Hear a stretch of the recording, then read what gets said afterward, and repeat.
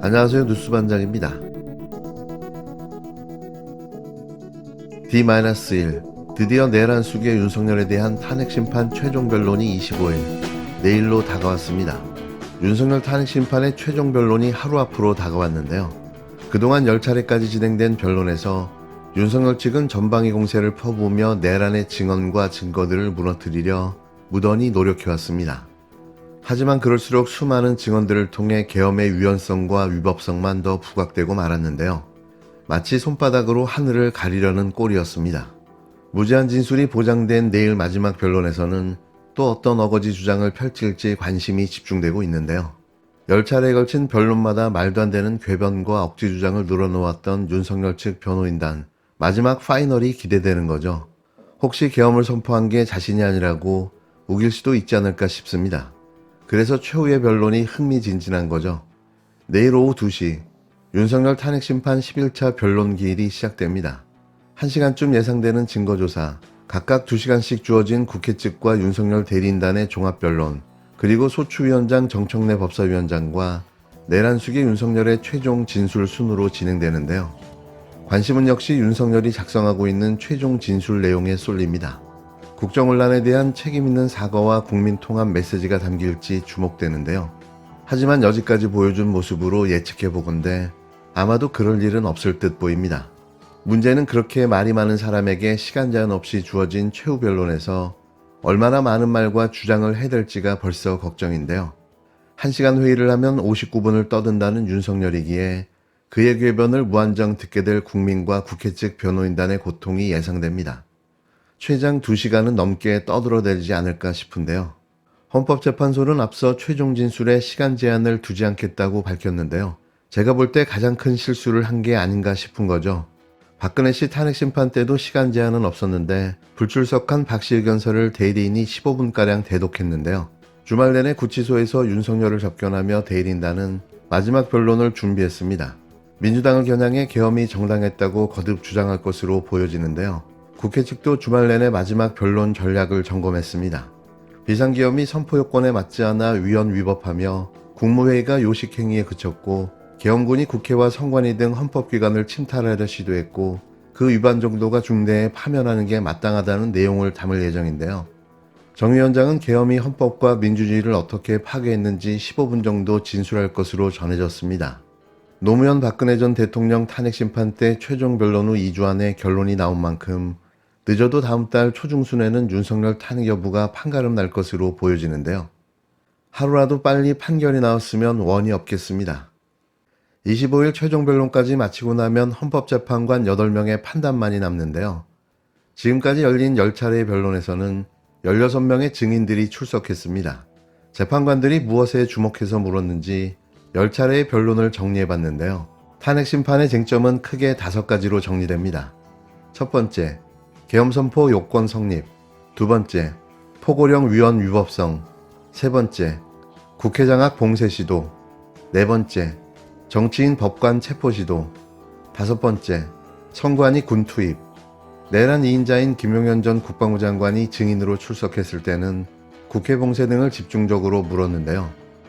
질서 유지만을 목적으로 군병력을 동원을 했는데 그러면 애초에 국회 그 본청 건물 안에 군병력이 왜 들어갔습니까? 외부에 시민들이나 이런 사람은 들어가지는 않은 상태인데 굳이 거기를 군병력이 왜 본청에 유리창을 깨고 진입을 했습니까?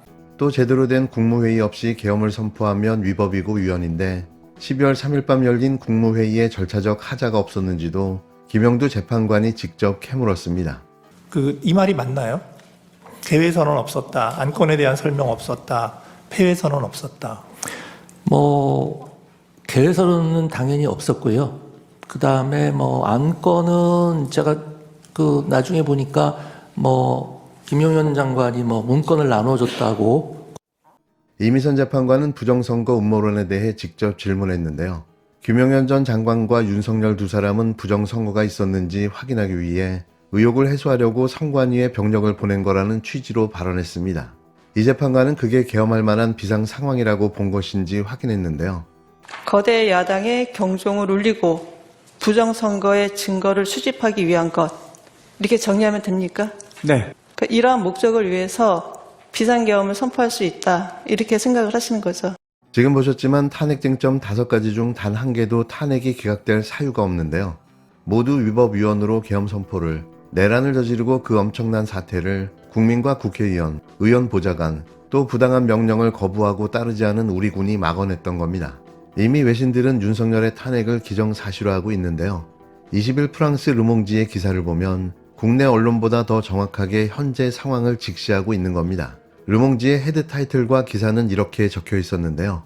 윤석열 종신형이나 사형, 64세인 그는 지난달 반란 혐의로 체포된 이후 수감 중이며 종신형을 선고받거나 사형에 처해질 수도 있다. 누가 봐도 사형감인 거죠. 이미 지난 18일 윤석열 탄핵 재판 9차 변론에서 국회 측 김희수 변호사가 최후의 진술을 했는데요. 누가 들어도 탄핵될 수밖에 없는 위헌 위법한 내란 수개였습니다. 탄핵 절차의 합법성과 적법성을 위해 거치는 과정이지만 사실 당장 파면해도 이상할 게 하나도 없는데요. 미리 보는 파면을 해야 하는 이유에 대한 최후의 진술을 들어보시기 바랍니다. 정구인 대리인 김희수 변호사입니다. 1987년 민주화 이후 대한민국은 다양한 정치 상황을 경험하였습니다. 과거 권위주의 정부에서는 가능하지 않았던 정권 교체도 이뤄냈습니다. 정당들의 지지가 여당에서 야당으로, 다시 야당에서 여당으로 교체되었습니다. 여당이 된 정당은 국정을 책임졌고 야당이 된 정당은 정부를 견제함으로 균형을 이루고자 하였습니다. 물론 교체된 정권의 여정이 순탄하지만은 않았으므로 물리적 충돌과 극단적 대립으로 국회가 공전하는 경우도 여러 차례 있었습니다. 또한 민주화 이후 우리는 7명의 대통령을 경험한 바 있습니다. 공정하고 민주적인 대통령도 있었지만 권위적이고 독단적인 이도 있었고 사리사욕을 꾀한 이도 있었습니다. 우리가 겪은 시대적인 상황도 다양했습니다. 국가 경제가 파탄 직전까지 가기도 했고 국민의 생명과 건강이 위협받는 위험한 상황도 있었습니다. 또한 북한과의 전쟁이 촉발될 수 있는 안보상 위태로운 상황을 겪기도 하였습니다.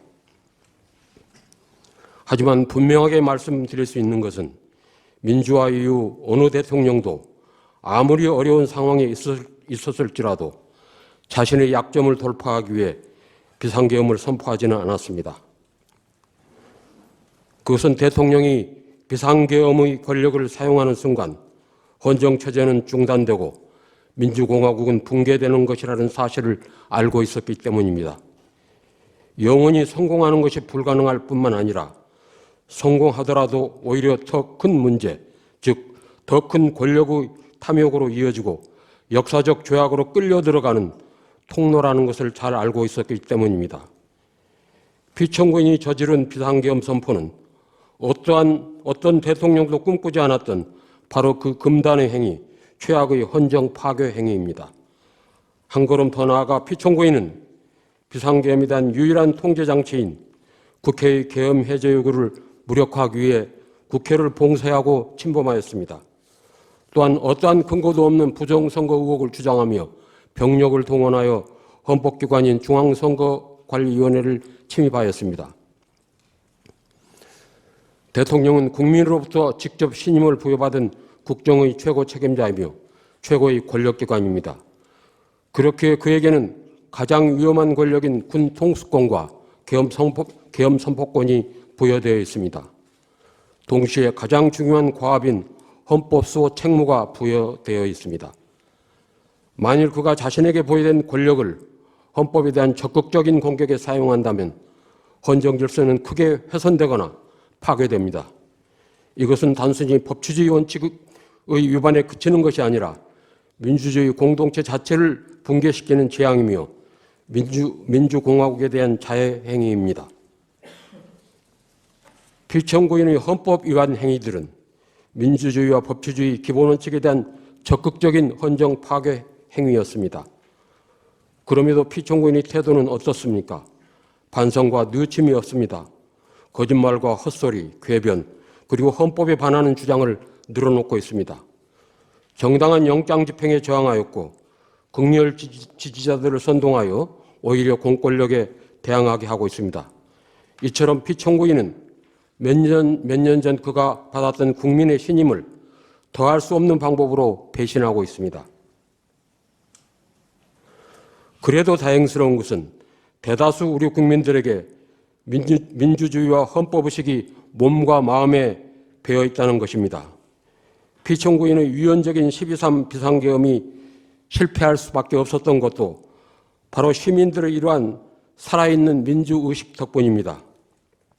우리들은 이 자리를 빌려 감사드리고자 합니다. 비상계엄을 무산시켜야 한다.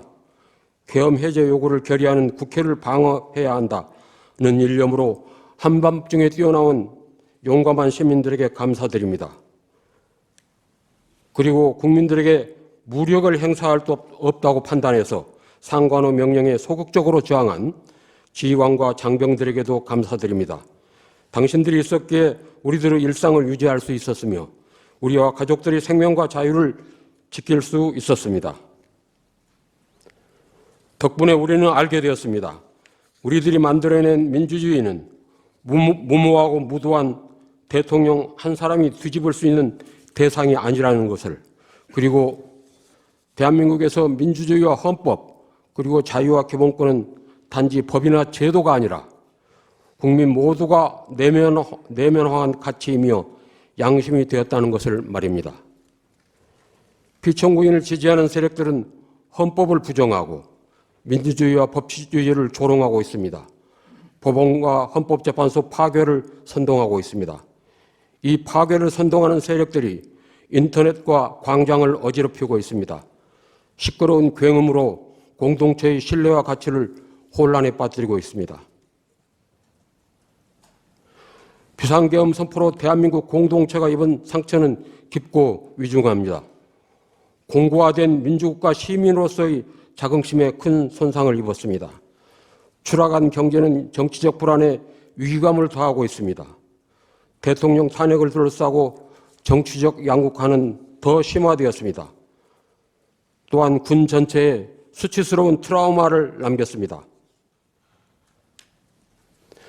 국민들은 그 상처의 치유를 원하며 민주주의와 헌정질서의 온전한 복원을 갈망하고 있습니다.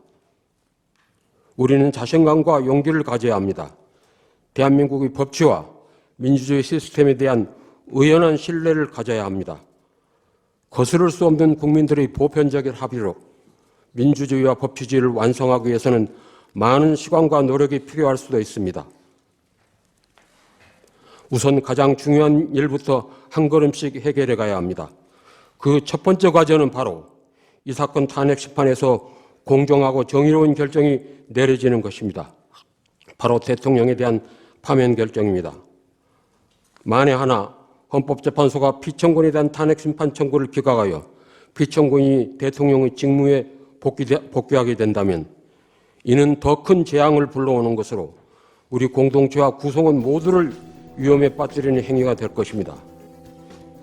피청구인의 무모한 헌정 파괴 행위로부터 헌법을 수호하기 위해 헌법과 법치주의의 준엄함을 분명하게 보여줘야 합니다. 다시는 이러한 일이 재발되지 않도록 피청구인에게 엄중한 책임을 물어야 합니다. 그러므로 피청구인 윤석열 대통령에 대한 파면 결정은 신속하게 내려져야 합니다. 감사합니다.